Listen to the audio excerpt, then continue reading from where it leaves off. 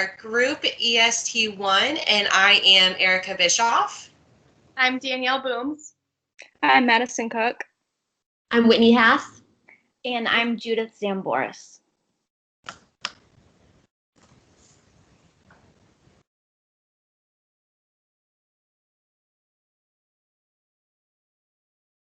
Okay, so the original study was by Glodowski and Thompson, and it's titled, "Do Distracting Activities Increase Tolerance for an Infant Cry?" So in the original studies, they had 6 participants, 3 female, 3 male, and they were all aged 18 to 21. The recorded cry they used was on SoundJ.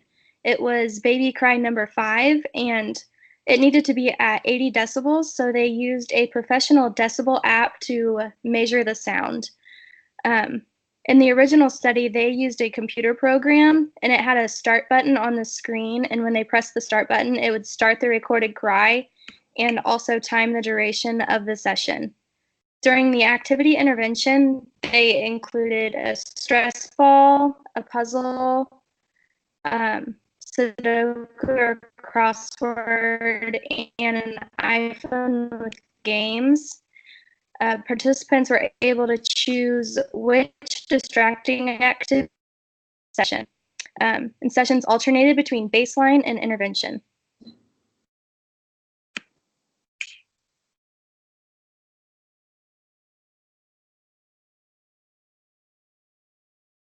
As part of our literature review, we have compiled some published information surrounding our topic of tolerating infant crying. Included, of course, is our original study itself. The first cite comes from Sada et al. 2016, and the results from them suggested that parents of sleep-disturbed infants appear to have lower tolerance for infant crying, which may be a presuppositional underlying their excessive involvement in soothing their infants to sleep, which may lead to the development of sleeping problems.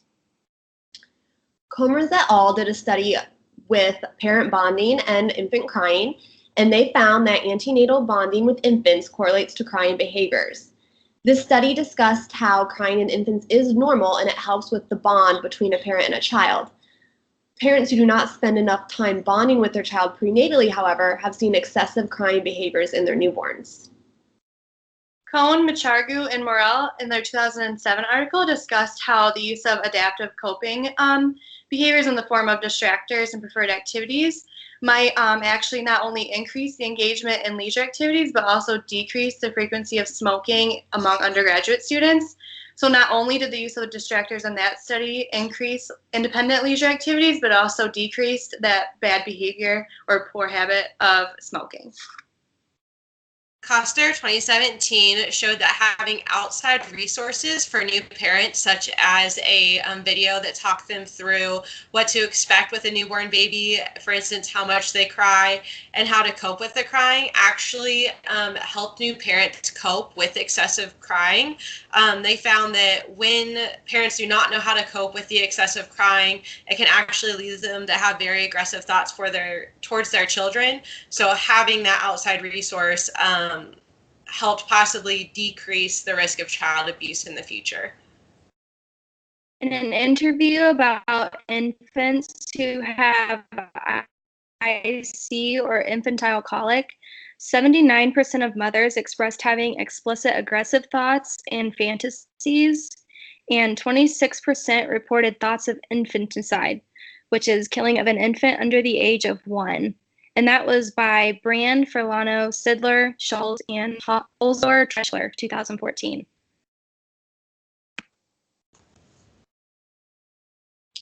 This leads to the purpose of our study. Our study found that 40% of infants cry for 30 minutes at a time, and on average, they cry for about 2 hours a day. This can be a challenge for both parents and the child themselves.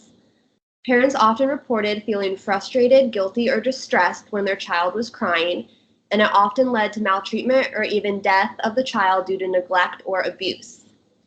Parent education programs have been put in place to help with this child and lessen infant harm. These parent education programs have professionals who recommend parents when they start to feel frustrated or angry to place their child in a safe area and then walk away and engage in a distracting task such as squeezing a soft object or a hobby that they're interested in. However, there has been no evidence to support this theory. Therefore, this study sought to change that. So the purpose of our study was to determine if the addition of distracting activities lessens the displeasure of the sound of an infant crying.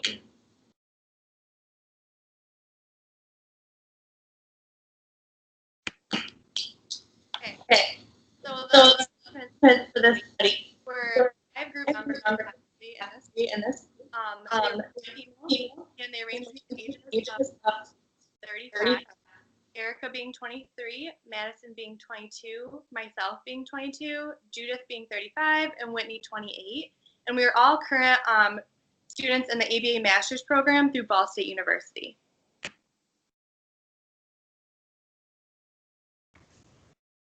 And for the participant settings, each group member performed their baseline and intervention sessions in a room in their home that had minimal distractions. So for Erica, she was in her informal room with the television off, window blinds shut, and everything off of the table.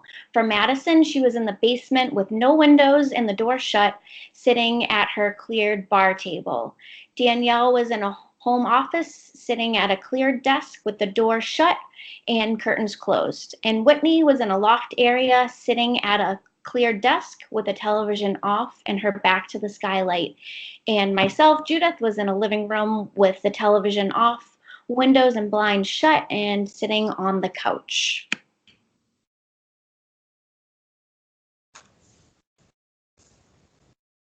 The materials that we used in our study were a chair, a desk or a table, a laptop to play the recorded cry on, the actual recording of the infant crying, which we got from the SoundJ website, and we used recording number 5, a cell phone with a decibel measuring app, which we used to determine if the crying sound was playing at 80 decibels.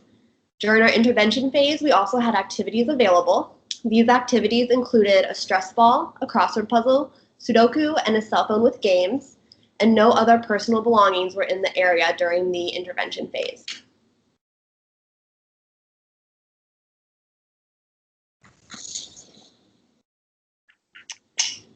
So for our study, there were 2 behavioral definitions. The first was tolerance for recorded cry, which was defined as a participant staying in the room for a 10-minute period without pushing stop on a laptop to the end the sound of the crying baby.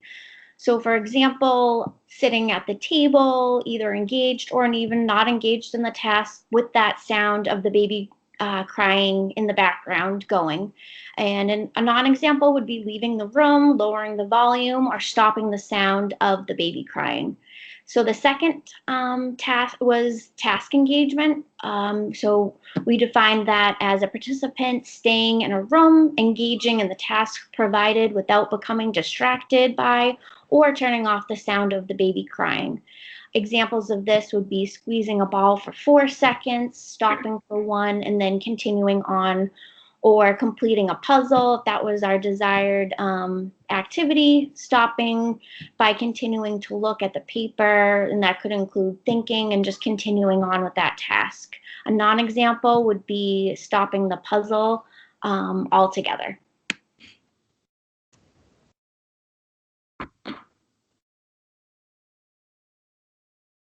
So this leads into our 2 measurement systems, which was latency and duration.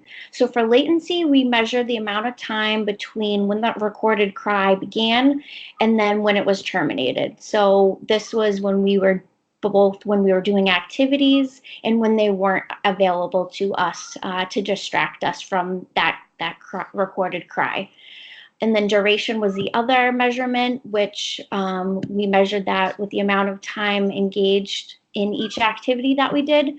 So the onset of the engagement was determined by us as participants engaging in the activity for the 3 consecutive seconds. And then the offset was also determined by us terminating that engagement for 3 seconds consecutively. And the study design was an alternating treatment design.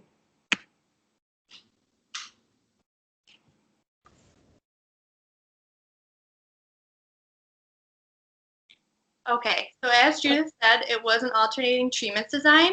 So we alternated between baseline and intervention phases. And during the baseline phases, there were no activities present.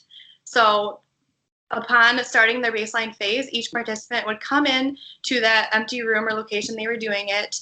They would use the app we have on our phones to check the baby recording to make sure it was at 80 decibels. And once it was confirmed that it was, they would restart the recording as well as start their digital timer on their laptop. And then they would continue listening to that cry for as long as they could tolerate, the goal being 10 minutes. And however, anytime the participant tolerated the crying, so that means they were able to do for a full 10 minutes. If not, they would stop the recording or pause it, and that would not only terminate the crying, but also end the session. So for the intervention phase, it was the same participants and setting as was used for the baseline. Only in this case, there were activities that each person could choose from. So they could either choose to engage in a crossword puzzle, a Sudoku puzzle, squeeze a stress ball, or be on a phone that had games present.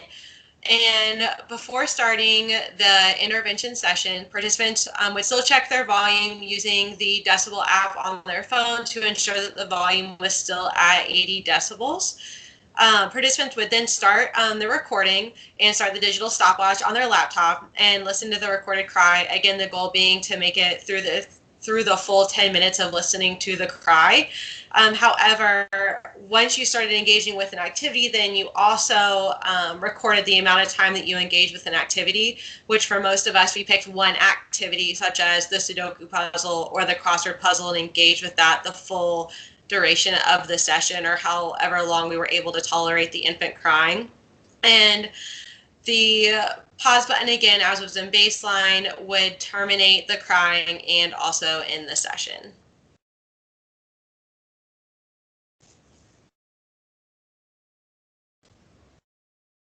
Okay, for the IOA, to conduct the IOA on the latency of termination of the infant cry, an independent observer watched a participant through video chat. We used Google Hangout for all of our sessions. The observer used a stopwatch on the laptop to record the time the participant hit start to when they stop recording. So the onset of engagement with an activity started when the participant engaged in the activity for 3 consecutive seconds, and the offset was determined by the participant terminating the activity for 3 consecutive seconds. So the formula we used to calculate our IOA was shorter duration over longer duration times 100.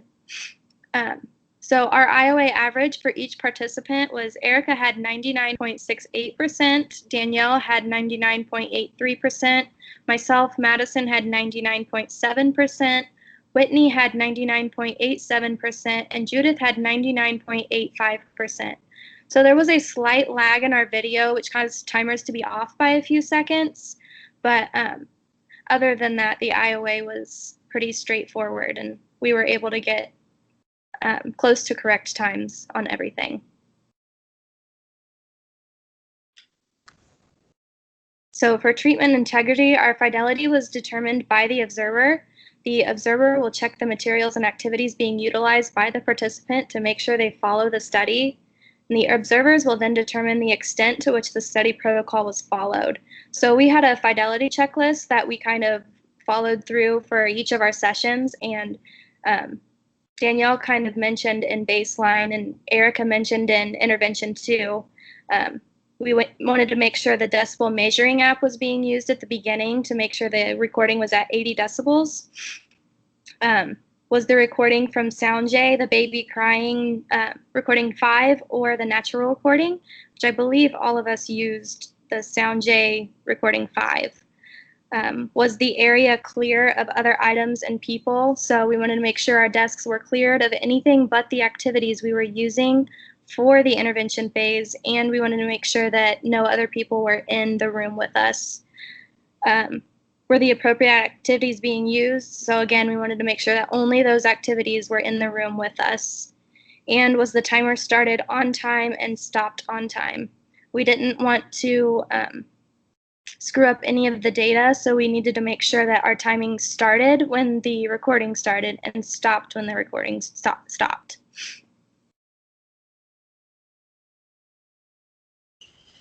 So for my results for my first baseline, I was able to tolerate the cry for a little over 7 minutes.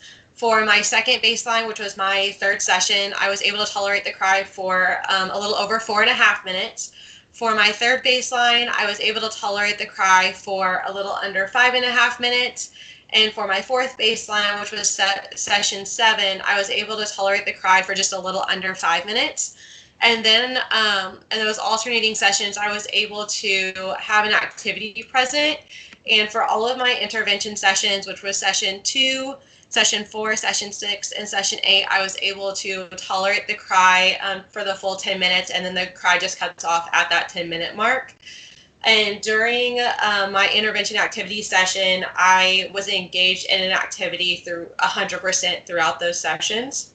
So on my graph, you can see that from my baseline to an activity, I was able to tolerate the sound of an infant crying to a greater extent when I did have that distracting activity present. My baseline mean was 5.55 minutes, with the range being 4.67 to 7.1 minutes. For my intervention of having an activity, my mean was 10 minutes, and then the range was obviously 10 minutes because I lasted the full time. And my activity engagement during the recorded cry, the mean was 100%, and the range was 100% because I was engaged in an activity the full time.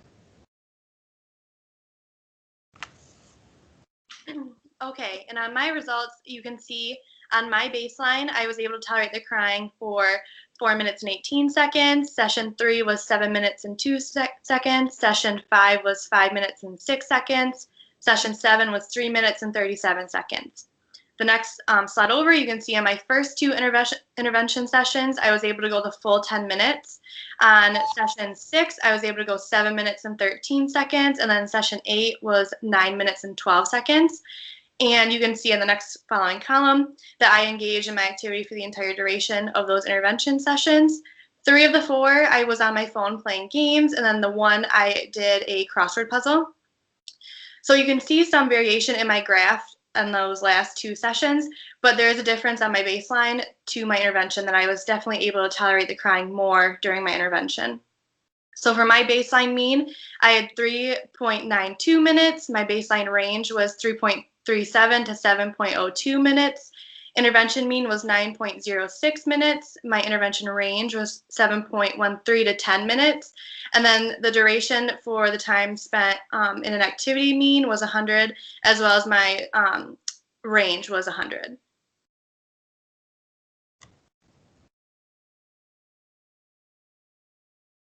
Okay, for my results for my first session, which was baseline, I lasted 4.98. My third session was a little over 4 minutes.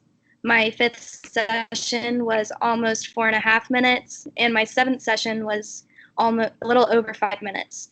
And then for intervention, session 2 lasted almost 7 minutes. Session 4 was a little over 9 minutes. Session 6 was 9.5 minutes, and session 8 was the whole 10 minutes.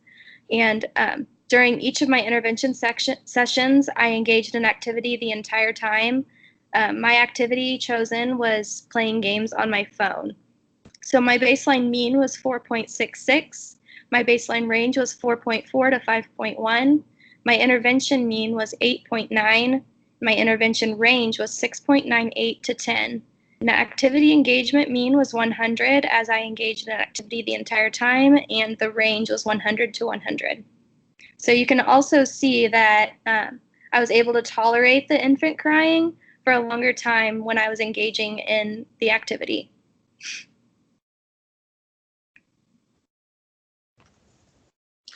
As you can see from my graph, I was able to tolerate the recorded cry longer when I had activities available to me. My baseline data shows that in the first session, I was able to tolerate the cry for a little over 6 minutes. In the second baseline session, I tolerated it a little over 7 minutes. In the third baseline session, a little over 6 minutes. And in the final baseline session, about 7.5 minutes. I had a baseline mean of 6.84 minutes and a range of 6.1 to 7.62 minutes. I was able to tolerate the crying longer in the intervention phase. In my first intervention phase, I tolerated the crying for a little over 9 minutes. In the second intervention phase, a little over 8 minutes. In the third, about 9.5 minutes. And in my final intervention phase, about 10 minutes, with a mean of 9.21 minutes and a range of 8.22 to 10 minutes. I also found that in my intervention phases, it depended on the activity that I was engaged in. I was able to tolerate the crying longer when I was playing games on my phone, which was in the last 2 intervention sessions, and shows that I was able to tolerate the crying longer when it was an activity I was a little more interested in. My percentage of activity engagement, I was engaged in an activity for 100% of the session, and I only engaged in one activity per session. In the first intervention phase, I engaged in a Sudoku puzzle. In the second, in a crossword puzzle. In the final 2 intervention phases, I played games on my phone. I had a mean of activity engagement of 100% and a range of 100% to 100% since I was engaged in activity for the duration of the session.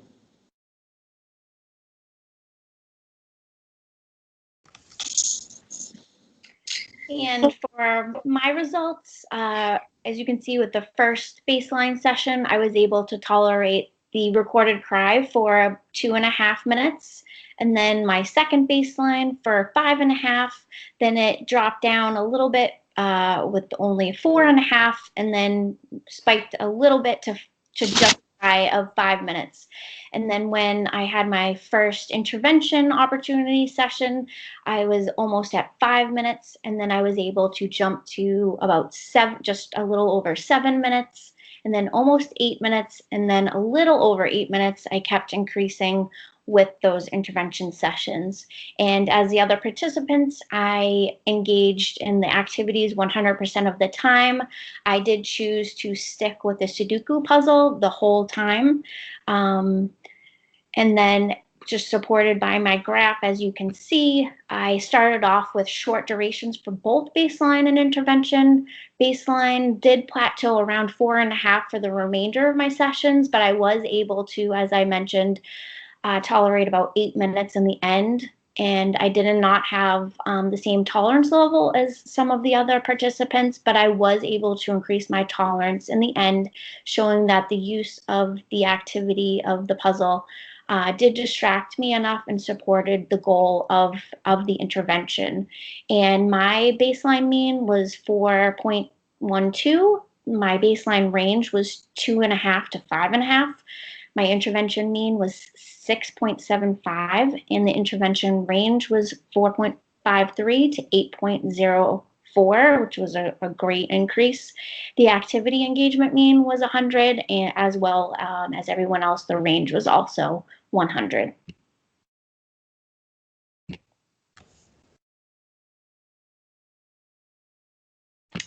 So with all studies, there are limitations. There were several limitations for us as participants in this study. Even though we did have that face-to-face opportunities for IOA, we were not all in the same setting. The activities for all of us, we all made different decisions. Some of us stuck with the same activity, some decided to change. So therefore, we could have had more or less distractions had we have made different decisions, which would have supported perhaps different outcomes. Participants, we were not able to pick those activities, so it goes hand in hand with the last limitation. So we could have been more distracted and able to tolerate the infant crying in a different way with access to those different activities. Environmental factors is a really important limitation to bring up because they just can't be controlled. So, for example, for me personally, as supported by my graph showing that I did have that slow start, I was isolated. However, my cat was in the other room and I could just hear her pacing and meowing and just being stressed out. So we definitely got through this tolerance together. But it did have effect on my ability to tolerate the recorded cry. And I know Erica had a similar experience when she was distracted by her dog during an IOA session. So these are some great examples of what we run into during ongoing studies and how they can affect our results potentially. And lastly, the participants in the original study, they were screened to determine whether or not they could tolerate that recorded cry. And so they were selected for the study, whereas we as participants, we did not have that same screening process. So we kind of just carried on with the study and we were just simply selected just by carrying through it. So those were the limitations. So for our conclusion, each group member was able to tolerate the sound of the infant crying for a longer duration with the use of activities. It didn't matter where we started off in our ability to tolerate the cry. All of us did show that increase in being able to tolerate it for a longer duration with those activities present. So in generalizing this to future parents, I think the study and our replication helped to show that if parents do have newborn infants, it could be helpful for them to have preferred activities accessible, because it can help you tolerate the noise of an infant crying more so than having no activities available at all. So this is just our participation log and what everybody contributed to our presentation and everything going into that. And then these are our references for our literacy review as well as the original study. And thank you all for attending our presentation.